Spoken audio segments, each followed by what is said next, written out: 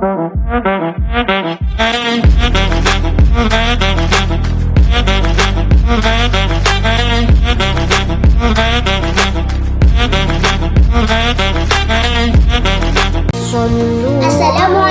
warahmatullahi wabarakatuh. Alhamdulillahirabbil alamin. Segala puji bagi Allah yang masih memberi kita kesehatan sehingga kita bisa bersiap menyambut bulan suci Ramadan 1447 Hijriah.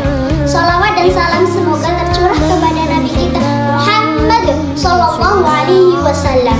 Teman-teman yang dirahmati Allah, sebentar lagi tamu agung yang kita tunggu-tunggu akan datang. Siapa dia?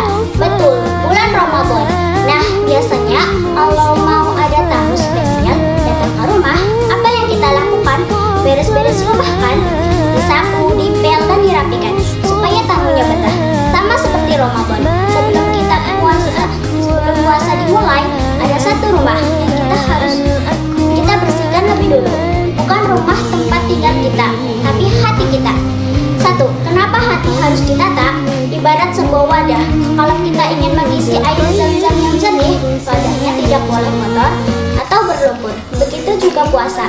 Supaya pahala puasanya penuh dan tidak bocor, hati kita harus bersih dari rasa kesal, sombong, atau malas.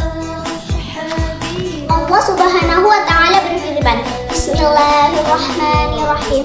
Ya ayyuhalladzina amanu kutiba alaikumus syiyamu kama kutiba alal ladzina min qablikum la'allakum tattaqun.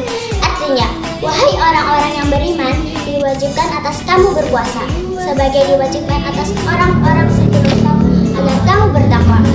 Ayat ini mengajarkan bahwa tujuan puasa adalah agar kita menjadi orang yang bertakwa, yaitu orang yang taat kepada Allah dan menjauhi larangannya. Tujuan kita berpuasa itu supaya jadi orang bertakwa. Orang bertakwa itu cirinya apa? Hatinya bersih dan selalu merasa diawasi oleh Allah. 2. Tips menata hati ala anak hebat. Gimana sih caranya menata hati buat anak kayak kita? Cukup ingat 3M. Memaafkan.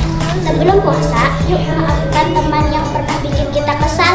Jangan sampai kita puasa tapi masih simpan dendam. Nanti pahalanya berkurang loh. Masya Allah, bersyukur, pasang niat yang senang dan anggap puasa itu